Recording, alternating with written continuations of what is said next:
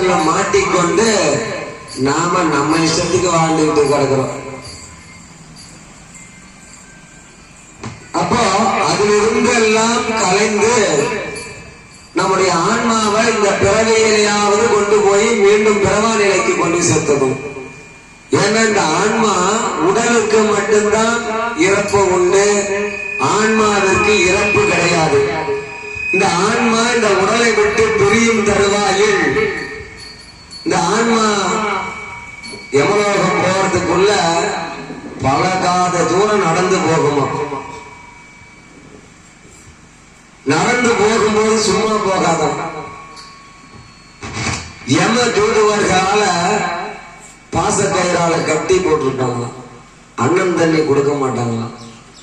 அது பாட்டே நடந்து போயிட்டே இருக்குமா, போற இடத்துக்கு அடி விடுமா. இது யாருக்கு?